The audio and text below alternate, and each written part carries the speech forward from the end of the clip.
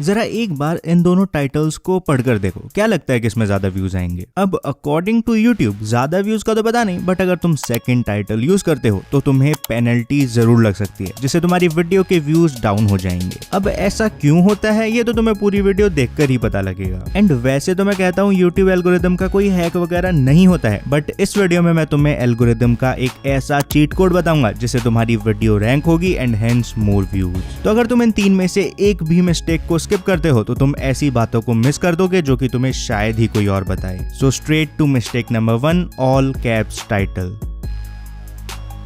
Okay, so करीब 3 साल पहले YouTube ने अपने इनफॉर्मल चैनल क्रिएटर इनसाइडर पर ये वीडियो अपलोड करी थी। इसमें एग्जैक्टली 2 मिनट 31 सेकंड्स पर ऑल कैप्स टाइटल के बारे में एक इम्पोर्टेंट बात होती है। टॉड एक्सप्लेन्स कि व्यूअर्स का कहना है कि जब भी उन्हें एक ऑल कैप्स टाइटल दिखता है उन्हें वो कुछ ज्यादा ही लगता है, मतलब उन्हें वो टाइटल थोड़ा ज्यादा ही एग्रेसिव टाइप लगता है and hence they avoid videos with all caps title. And जैसा कि मैं कई बार कह चुका हूँ, YouTube का सिंपल सा रूल है, जो ऑडियंस को पसंद नहीं वो उसे पसंद नहीं। सो टॉड आगे बताते हैं कि अगर तुम्हें अपनी वीडियो की रीच ज्यादा से ज्यादा चाहिए तो पूरा टाइटल कैपिटल लेटर्स में लिखना अवॉइड ही करो। लेकिन लेकिन लेकिन अगर तुम अभी यूट्यूब पर जाकर सर्च करोगे लक्ष्य चौधरी तो तुम्हें दिखेगा कि लक्ष्य के तो सारे ही टाइटल कैपिटल लेटर्स में हैं एंड लक्ष्य के व्यूज कितने हैं, हर वीडियो पर 6 से 11 लाख व्यूज। ऐसे ही अगर तुम जाकर थगेश की थोड़ी पुरानी वीडियोस देखोगे तो उन सब के टाइटल भी ऑल कैप्स में ही लिखे हुए हैं एंड अगेन व्यूज कितने हैं, हर वीडियो पर 1 मिलियन प्लस। पर इस वीडियो में तो हमने सुना कि YouTube कह रहा है ऑल कैप्स टाइटल से नुकसान होता है। इवन YouTube ने अपने ट्विटर पर भी सेम बात कही है। तो ये चल क्या रहा है, YouTube झूठ बोल रहा है क्या? नहीं, आई डोंट थिंक सो कि YouTube झूठ बोल रहा है। एक तो हो सकता है वीडियो 3 साल पुरानी है तो उस टाइम ऑल कैप्स से सही में नुकसान होता हो, या ऐसा भी हो सकता है कि ये चैनल्स तो हैं ही इतने बड़े कि अगर वो बिना टाइटल थंबनेल के वीडियो डालेंगे तो भी व्यूज आने पक्के हैं। पर एल्ग्रो हमारा चैनल तो इतना बड़ा है ही नहीं, हम क्या करें? एक सिंपल एडवाइस दूंगा, स्क्रीन पर ऑल कैप्स के फायदे और नुकसान लिखे हैं, पॉज करके पढ़ लो। अब इसका यूज अपनी वीडियो के कॉन्टेक्स्ट के हिसाब से करना जिससे तुम्हारी रीच मैक्सिमम हो सके।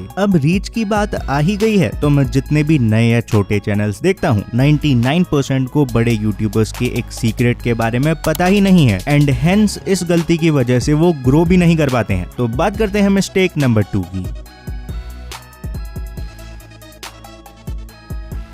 अगेन इसके बारे में डिटेल में मैंने अपने इंग्लिश चैनल दी कंट्राइवर पर इस वीडियो में बात करी थी कि अगर तुम्हें YouTube पर सही में ग्रो करना है तो इसके 2 मेन तरीके हैं। फॉर एग्जाम्पल YouTube पर 2 काफी बड़े टेक चैनल्स हैं, टेक बर्नर और ट्रैक इन टेक। जहां टेक बर्नर के एवरेज व्यूज 6 लाख के आसपास हैं तो वहीं ट्रैक इन टेक की फॉलोइंग भी कोई कम नहीं है। लेकिन यू नो व्हाट, दोनों के स्टाइल्स एग्जैक्टली ऑपोजिट हैं। एक वही कन्वेंशनल टेक चैनल है, डब्बा खोला, फोन का रिव्यू किया, स्पेक्स बताए एंड डन। वहीं दूसरी तरफ Tech Burner brought something new in the genre. हाँ, I agree, even he reviews devices and stuff, but Tech Burner का main focus is not unboxing और reviews but tech with entertainment. दोनों strategies opposite हैं, still दोनों काम कर रही हैं। Why and how? सी, अगर तुम्हें ट्रैक एंड टेक की तरह ग्रो करना है, बेसिकली जो चीज ऑलरेडी चले आ रही है वही करके ग्रो करना है, तो इसका रूल सिंपल है, तुम्हें वो चीज सबसे बेस्ट करनी होगी। एंड ऐसा नहीं है कि कन्वेंशनल तरह से ग्रो करने में तुम्हें इनोवेशन करनी ही नहीं होगी, बस फर्क इतना है यहाँ तुम्हें इनोवेशन करनी तो होगी बट छोटी छोटी। ट्रैक एंड टेक ने एग्जैक्टली वही किया and he grew like crazy. 10 million subscribers होने वाले हैं उनके। बट अगर तुम टेक बर्नर की तरह एक बड़ा इनोवेशन कर देते हो तुम्हें अपने कंपटीशन से एक एडवांटेज मिल जाता है। अब तुम्हें टेक देखना है तो बहुत सारे चैनल्स हैं, बट एंटरटेनमेंट के साथ टेक देखना है तो ज्यादातर लोगों के दिमाग में टेक बर्नर ही आएगा। अब जहाँ कन्वेंशनल नीश में कंपटीशन की वजह से तुम्हें अपना कंटेंट 11 on 10 रखना जरूरी है, अगर तुम एक मेजर इनोवेशन ले आते हो तो कंटेंट लेट से 10 में से 7 या 8 भी चलेगा। बट एल्ग्रो हम ऐसा इनोवेशन कैसे करें बताता हूँ, बट उससे पहले ये समझो, मैं ये बिल्कुल भी नहीं कह रहा हूँ कि ग्रो करने का ये तरीका अच्छा है या ये, दोनों अलग अलग स्ट्रेटेजीज हैं, इनके अपने फायदे हैं और नुकसान भी। तुम ये देखो कि तुम्हें कौन सा सूट करता है। सो जो भी हो, अब बात करते हैं तुम कैसे टेक बर्नर की तरह कुछ इनोवेट करके अपने कंपटीशन से 2 कदम आगे निकल सकते हो।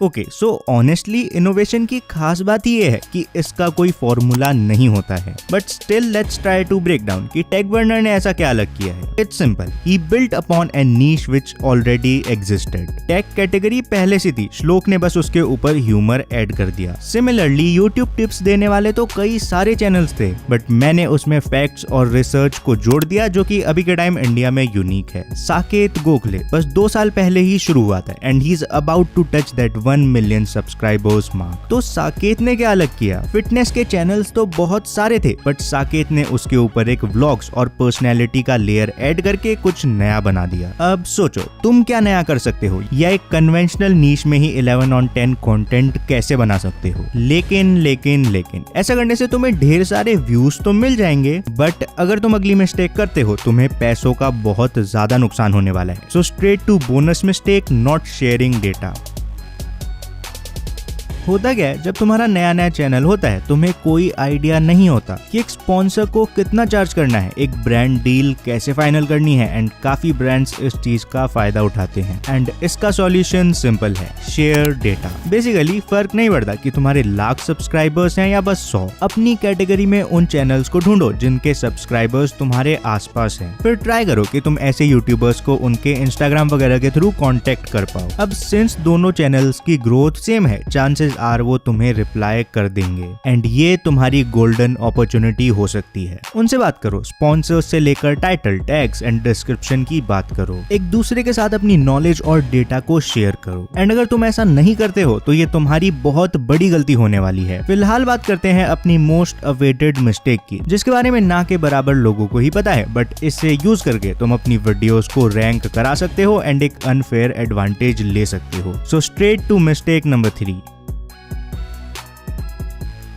ओके, सो YouTube एक वीडियो को रैंक करने के लिए कई चीजों को देखता है, जिसमें मेन, टाइटल और डिस्क्रिप्शन होते हैं। लेकिन एक ऐसी चीज भी है जिसके बारे में लोगों को पता ही नहीं है। तुमने नोटिस किया होगा कि अगर तुम गूगल असिस्टेंट या एलेक्सा वगैरह को कुछ भी बोलते हो, ज्यादातर केसेस में वो सब कुछ क्लियरली समझ जाते हैं। तो जरा सोच कर देखो, क्या YouTube ये सेम काम तुम्हारी वीडियो के साथ नहीं कर सकता है? क्या वो तुम्हारी ऑडियो को सुनकर ये पता नहीं लगा सकता है कि तुमने उसमें क्या क्या बोला है? तो देखो, अगर डिमांड होगी तो मैं इस पर प्रॉपर एक्सपेरिमेंट एंड अपनी रिसर्च करके तुम्हें विद प्रूफ चीजें दिखा दूंगा। बट पॉसिबली YouTube रैंकिंग के लिए ये भी देखता है कि तुमने उस वीडियो में एक्चुअल में बोला क्या है। क्या उसमें वो चीजें हैं भी जो कि तुमने टाइटल थंबनेल में लिखी हैं, या वो बस एक क्लिकबेट वीडियो है? तो सिंपल टिप दूंगा, जो भी तुम्हारी वीडियो के मेन टैग्स हैं उन्हें अपनी वीडियो में एटलीस्ट 3 से 5 बार नेचुरली जरूर बोलना। इन कीवर्ड्स को जबरदस्ती मत डालना, ये कीवर्ड्स नेचुरली आने चाहिए। एंड ऐसा करके तुम लिटरली अपने कंपटीशन से एक अनफेयर एडवांटेज ले लोगे। पर एल्ग्रो ये तो बता, वायरल टैग्स लाएंगे कहां से? इसका सिंपल सा तरीका है, एक तो इस वाली वीडियो को लाइक कर दो और फिर लेफ्ट वाली वीडियो पर क्लिक करके जान लो बेस्ट टैग्स कैसे ढूंढने हैं। बाकी सौरभ जोशी व्लॉग्स की ग्रोथ का सीक्रेट जानना है तो राइट वाली वीडियो बड़े काम की है।